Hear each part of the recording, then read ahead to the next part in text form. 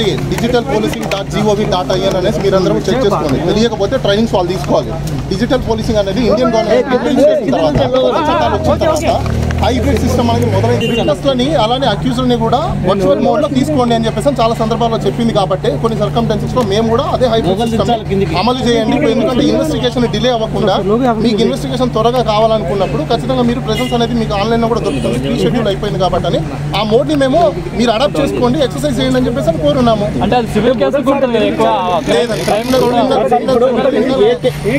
కేసెస్లో కూడా అలాంటివి అలౌడ్ ఉన్నాయి. గందరగోళం ఏముంది? ఇప్పుడు నీకు పని ఉంది, పని లేనప్పుడు నువ్వు ఎక్కడ పని లేనా కాముకుంటావు. పని ఉన్నప్పుడు ఏం చెప్తావు? నాకు ఆ టైంలో కుదరలేదు, మళ్ళీ టైం కావాలని అడుగుతావు. అదే అడిగాం. దీంట్లో గందరగోళం ఏముంది? ఏ వ్యక్తికైనా స్వతంత్రంగా వాళ్ళ యొక్క షెడ్యూల్స్ చూసుకొని ఇన్వెస్టిగేషన్ కి కోఆపరేట్ చేయాలి. అరెస్ట్ ఎప్పుడు చేస్తారు? కోఆపరేట్ చేయనప్పుడు. కోఆపరేట్ చేస్తాను కుర్రో మొర్రో అని మొత్తుకొని మేము లెటర్లు రీప్లైలు ఇస్తున్నప్పుడు ఇంకెక్కడ గందరగోళం ఉంటుంది?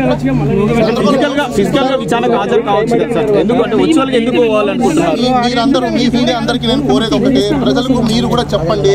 ప్రతి ఒక్క కేసుల్లో ప్రజలు కూడా తెలుసుకోవాల్సిన అవసరం ఉందంటే ఆర్టికల్ 19, ఆర్టికల్ 21 అనేది ప్రతి ఒక్కరు అమలు చేసుకోవాలి. ఒకవేళ చిన్నాలు ఇలాంటి కేసెస్ కానీ పడినప్పుడు వాళ్ళ యొక్క జీవనోపాధాన్ని పక్కన పెట్టేసి కేసెస్కి అటెండ్ అవ్వాలన్నప్పుడు వాళ్ళ యొక్క రిప్లై పంపించేసి ఎప్పుడు వస్తాము ఎప్పుడు రామనేది క్లియర్ కట్గా పోలీస్ వాళ్ళకి చెప్పచ్చు. సో అదే మేము చెప్తున్నాము. కాబట్టి పోలీస్ వాళ్ళు కూడా ఇలాంటి చిన్న చిన్న కేసెస్లో కూడా ఇది హీనియస్ క్రైమ్ కాదు కాబట్టి ఇన్వెస్టిగేషన్ అంత త్వరగా ఇది కంప్లీట్ చేసేసి అంత లీగల్ ఇంజరీస్ ఏం జరిగిన కేసెస్ కాదు. ఇవన్నీ ఓన్లీ వర్చువల్లో జరిగిన కేసెస్. అవునా కాదా అని చెప్పేసి టైం పడుతుంది. అది ఐఓ డిసైడ్ చేస్తారు. మాకున్న వెసులుబాటు నా ప్రకారము మాకేమైతే ఫెసిలిటీస్ కావాలని కోరుకుంటున్నామో ఆ ఫెసిలిటీస్ అన్ని మేము అడగడం అయితే కోరడం అయితే జరిగింది. ఇంకా వాళ్ళు ఏం రీప్లైలు ఇవ్వాలి ఇస్తారో ఏంటనేది మేము కూడా ఒకసారి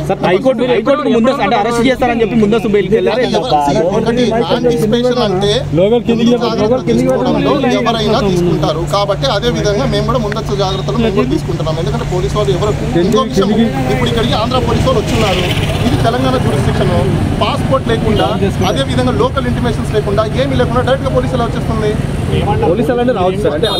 రావడానికి లేదు. బయట మీకు క్లారిటీ ఇస్తున్నా. పోలీసు వాళ్ళు ఏ స్టేట్ లో పడితే ఆ స్టేట్ లో పర్మిషన్ లేకుండా పాస్పోర్ట్ లేకుండా రావడానికి లేదు. మీడియాలో అందరూ వేయండి. వాళ్ళకి పాస్పోర్ట్ ఇష్యూ చేయాలి. డిపార్ట్మెంట్ వాళ్ళు ఎవరైతే ఉన్నారో వాళ్ళ హెడ్స్ ఎవరైతే ఉన్నారో పాస్పోర్ట్ ఇచ్చి పంపించి లోకల్ పోలీస్ స్టేషన్ లో అక్కడ ఇంటిమేషన్ ఇచ్చి మాకు ఇంటిమేషన్ ఇవ్వాలి. అంటే ఏ కేసులో అది కొన్ని కేసెస్లో మాత్రమే ఉంటాయి. అవి హీనియస్ క్రైమ్స్. అవి మర్డర్లు, రేపులు, అమ్మాయిలు ఎత్తుకోవడము, లేకపోతే దొమ్మిలు, దోపిడీలు ఇలాంటి జరిగిన కేసులో ఇది ఆన్లైన్ ఏదో పోస్ట్ పెట్టారని చెప్పేసి ఎవరో మనోభావాలు దెబ్బతిన్నాయని చెప్పేసి ఎవరి మీద పోస్ట్ పెడితే ఎవరో పోయి కంప్లైంట్ పెడితే ఇంకొకరి మీదకి రావడం ఏంటి? అసలు ఆ వ్యక్తి మనోభావాలు దెబ్బతిన్నాయని చెప్పేసి కంప్లైంట్ చేశారు. ఓకే, మంచిది. కంప్లైంట్ చేశారు, పోలీసులు కంప్లైంట్ పెట్టారు. మమ్మల్ని అడిగారు మీరు ఇలా పోస్ట్ పెట్టారా లేదా ఏంటి చెప్పండి నోటీస్ పంపించారు. ఆ నోటీస్కి రిప్లై ఇచ్చాము. దాంట్లో అంత భయపడాల్సిన అవసరం ఏముంది? దీని ప్రెజెన్స్ కావాలనుకున్నప్పుడు అంత ప్రకారము బిఎన్ఎస్ ప్రకారము ఈవెన్ సుప్రీంకోర్టు అండ్ మిగతా కోర్ట్స్ హైకోర్ట్స్ కూడా చాలా వరకు వర్చువల్ రికార్డింగ్ అనేది కామన్గా కోరుకుంటుంది. కాబట్టి ఇప్పుడు ప్రెజెన్స్ ఉన్నారనుకోండి, మేము చెప్పింది రాసుకుంటాం. దాంట్లో ఎంతవరకు నిజం ఎంతవరకు అబద్ధం అనేది కూడా వాళ్ళు కూడా తెలియవచ్చు. ఇంకా మీకు వర్చువల్ మోడ్లో అయితే రికార్డ్ చేసుకోవచ్చు, వీడియో రికార్డింగ్ ఉంటుంది, ఇంకా అథెంటిసిటీ ఉంటుంది, ఇంకా చాలా మీకు బేస్ డాక్యుమెంట్స్ లేకుండా ఈ వీడియోనే ఉంటుంది. కోర్టుకు అది కూడా సబ్మిట్ చేయించుకోవచ్చు. మేము ఇంత ఫెసిలిటీ మేము ఇస్తామన్నప్పుడు ఇంత కోఆపరేట్ చేస్తాం అనుకోండి, ఇంకా గందరగోళం లేదు ఇక్కడ. కోర్టు కూడా చెప్పింది పోలీసులకు సహకరించాలని చెప్పి కదా. కోర్టు పోలీసు వాళ్ళకి సహకరించమని చెప్పింది, మేము సహకరించమని చెప్పాము. అంటే వాళ్ళు ఇప్పుడు ఫిజికల్గా ఉన్నప్పుడు ఏదైతే ప్రశ్నలు వేస్తారో వీడియో కాన్ఫరెన్స్ కూడా అవే కదా ప్రశ్నలు వేస్తారు. దానికంటే మించి ఏమైనా వేస్తారా? లేకపోతే ఇంటర్నేషనల్ నుంచి తెలియదు ఇంకా వాళ్ళు రిప్లై ఇవ్వాలి. సార్ 19వ తేదీన 4 రోజులు గడువు కావాలని చెప్పి కోరారు. ఆ గడువు ముగిసింది. ఇప్పుడు మళ్ళీ వాళ్ళు కాదు, వాళ్ళు తర్వాత సబ్సిక్వెంట్గా ఇంకో నోటీస్ పంపించారు. ఆ నోటీస్లో 25th అనే డేట్ ఇచ్చారు. ఆ 25th డేట్ మాకు ఫీజిబుల్లా కాదని మేము కూడా చూసుకోవాలి. కాబట్టి మాకు ఆ 25th డేట్ ఫీజిబుల్ కాదు కాబట్టి మేము వాళ్ళకి రిప్లై నోటీస్ అనేది పంపించడం జరిగింది. ఆ నోటీస్లో మేమైతే ఈ ఫెసిలిటీస్ అని మేము కోరుకున్నాము. ఇప్పుడు ఆయన ప్రీ ఆక్యుపై షెడ్యూల్స్ ఉన్నాయి, ఆయన ప్రాజెక్ట్స్లో బిజీ ఉన్నారు. ఆ బిజీ ఉన్న కారణం చేతనే ఇప్పుడు మేము రాలేకపోతున్నాము. కాబట్టి మాకు కొన్ని డేట్స్ అయితే ఇవ్వండి అని చెప్పేసి అని వేరే డేట్స్ మేము కోరడం జరిగింది. క్లియర్గా మాకు 2 డేస్ ముందు ఇంటి మీద మీకు అందులో ఒకసారి మీరు నోటీస్లో చూసుకుంటే రిప్లై నోటీస్లో క్లియర్ కట్గా మేము ఏమేమి అడిగాము ఏంటని క్లియర్ కట్గా అందులో ఉన్నాయి. మీరు మళ్ళీ హైకోర్టుని ఏమైనా ఆశ్రయించాలి.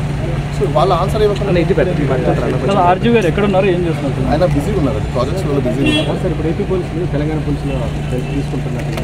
వాళ్ళు ఎవరు ఏం తీసుకున్నా ఇందులో అరెస్ట్ చేసేంత అఫెన్సెస్ కావు. దీంట్లో అరెస్ట్ చేయడానికి లేదు. ఫస్ట్ పాయింట్ వాళ్ళ ప్రొసీజర్ ఫాలో అయినా కూడా మీకు ఈవెన్ కోర్టులో ప్రొడ్యూస్ చేయాలన్నా కూడా ఎందుకు అరెస్ట్ చేస్తున్నారో ఆన్సర్ చెప్పాలి. వాళ్ళు ఎప్పుడు అరెస్ట్ చేస్తారు జనరల్గా మీరే చెప్పండి. కోఆపరేట్ చేయనప్పుడు, అవునా? ఒక లీగల్గా నోటీస్ పంపించినప్పుడు అది కోఆపరేట్ చేయకపోవడమా, కోఆపరేట్ చేయకుండా ఉండడమా? వాలంటరీగా మేమే ఆన్సర్ చేస్తున్నాం కదా. కోఆపరేషన్ అంటే ఏంటి? కోఆపరేషన్ అంటే ఏంటి? ప్రతిదీ మేము అందుబాటులో ఉండడము, అందుబాటులో లేకపోవడం అయితే అది నాన్ కోఆపరేషన్ అనుకోవచ్చు.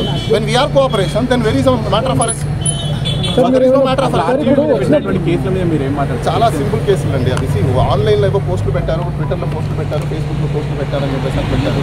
అసలు ఏం పోస్టు ఏంటి అనేది మాకు ఓన్లీ ఇంకో విషయం నేను ప్రజలందరికీ చెప్పాలనుకుంటున్నా కూడా, ఏదైనా నోటీస్ వచ్చినప్పుడు దానికి ఎన్క్లోజర్ కంపల్సరీగా పెట్టాలి. చాలా మంది పెట్టకుండా ఇస్తున్నారు. నోటీస్ అంటే ఓన్లీ ఒక నోటీస్ పేపర్, 1 పేపర్ ఇవ్వడం కాదు. పేపర్తో పాటు క్రైమ్ నెంబర్ ఏదైతే ఉందో, క్రైమ్కి సంబంధించిన ఎఫ్ఐఆర్ ఇవ్వాలి, కంప్లైంట్ కాపీ ఇవ్వాలి. దానికి సంబంధించినవి ఇచ్చినప్పుడు వాళ్ళు కాల్ ఫర్ నోటీస్ అడుగుతారు. ఎందుకంటే ఇప్పుడు ఒక అక్యూజ్ వస్తారు, అసలు ఏం కేసు పెట్టారు ఏంటని బేసిక్ అతనికే తెలియకుండా ఏం ఆన్సర్ చేస్తారు? అసలు కేసు తెలియాలి కదా. ఇలాంటి కేసులు ఎక్కువ ఉన్నాయంటే మరి అక్కడ ఆ స్టేట్లో ల్యాండ్ ఆర్డర్ అలా ఉంది, ఏం చేయగలుగుతాం? ఏపీ మొత్తంలో కూడా సోషల్ మీడియా మీద కేసులు జరుగుతున్నాయి. అవునండి, నేను అదే అంటున్నా. ఇప్పుడు 1 year బ్యాక్ ఇంకోటి చెప్తున్నాను. 1 year బ్యాక్ ఎప్పుడో పెట్టిన పోస్టులకి ఒక సుప్రీంకోర్టు గైడ్ లైన్స్, అదేవిధంగా సిఆర్పిసిలో కొన్ని రూల్స్ ఉన్నాయి. 6 months, 1 year, 3 years లిమిటేషన్స్ ఉంటాయి. లిమిటేషన్స్ అయిపోయిన కేసులను కూడా పెడుతుంటే ఎవరేం చేస్తారు? అంటే అప్పుడు కోర్టులో ఛాలెంజ్ చేస్తారు. పోలీసులు స్పందించలేదు అన్నట్టు అన్నారు. అదే నేను అంటున్నా. లిమిటేషన్స్ అయిపోయిన తర్వాత క్రైమ్ తీసుకురావడం అనేది అది లా ప్రకారంగా స్టాండ్ అవ్వదు. అవి లిమిటేషన్స్ ఉన్నాయా లేదా అని చెప్పేసి అని మేము దాన్ని ఎగ్జామినేషన్ రెస్పాన్స్ రావాలి. కానీ ఆ రెస్పాన్స్ ఇంకా మాకు రాలేదు. మేము వెయిట్ చేస్తున్నాం. కానీ పోలీసు వాళ్ళు ఇక్కడికి వచ్చారు. మాకు టైం కావాలి. అలానే ఫిజికల్ గా ప్రెసెన్స్ అవసరం లేదు.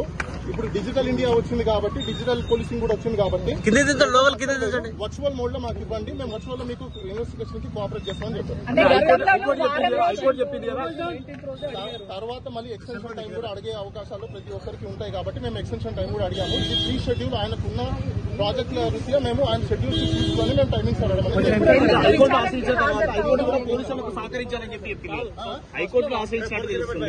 ఆశ్రయించిన తర్వాత పోలీసులు కూడా సహకరించాలి అని చెప్పి హైకోర్టు ఆదేశాలు ఇచ్చింది కదా. హైకోర్టుకి సహకరించాము. హైకోర్టుకి ఆశ్రయిస్తే ఇంకా బెయిల్ అప్లికేషన్ సంబంధించిన రేపు వాదనలు ఉంటాయి.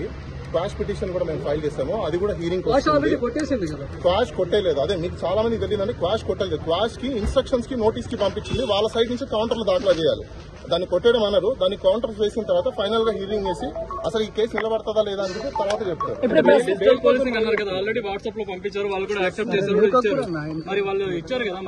రెస్పాన్స్ ఎందుకు వచ్చారో మాకు తెలియదు. అది మీరే అడగాలి. ఇంకా 4 రోజులు అడిగారు. అది ఫస్ట్ టైం ఇచ్చిన నోటీస్ కి మేము అడిగిన టైం కి తర్వాత సబ్సిక్వెంట్ గా మళ్ళీ నోటీస్ పంపించారు. దానికి కూడా మేము ఆన్సర్ ఇచ్చాము. స్పీడ్ పోస్టులు కూడా పంపిస్తున్నాము. అలానే వాళ్ళకి వాట్సాప్ లో కూడా షేర్ చేస్తాము. ఎస్పీకి పంపించాము, డిఎస్పీకి పంపించాము, అలానే ఎస్పీకి సంబంధించిన సీసీ వాళ్ళకి పంపించాము, ఎస్ఎస్ఓకి పంపించాము. అదే విధంగా ఎవరికి సర్కిల్ ఎప్పుడు పోలీసులు విచారణకు హాజరయ్యే అవకాశం ఉంది. ఒకటి థర్డ్ డిగ్రీ ఎవరు ప్రయోగించినా వాళ్ళ మీద కూడా క్రిమినల్ ప్రాసిక్యూషన్ అవుతుంది. అందులో చూసి ఆర్జీవి గారు భయపడేంత సినిమా లేదు. ఎవరు కూడా ఈ రోజు పోలీసు వాళ్ళు వీఐపీ స్టేటస్ లో ఉన్న వ్యక్తులను తీసుకెళ్లి థర్డ్ డిగ్రీ ప్రయోగిస్తే ఎవరు కూడా చూసి ఊరుకోరు. మేము కూడా కన్సర్న్ కాంపిటెంట్ అథారిటీకి మేము కూడా అప్రోచ్ అవుతాము. అంటే గత ప్రభుత్వంలో ప్రయోగించారు కదా, ఒక ఎంపీ మీద ప్రయోగించారు కదా. గత ప్రభుత్వంలో ప్రయోగించారనేది ఎవరికి తెలియదు. సార్ మీరు టైం అడిగిండ్రు అంటే ఎప్పుడు టైం అడిగారు, ఎప్పుడు విచారణకు వచ్చే అవకాశాలు ఉంది. 19th కూడా సబ్సిక్వెంట్ గా నోటీస్ పంపించారు. 25 చెప్పారు.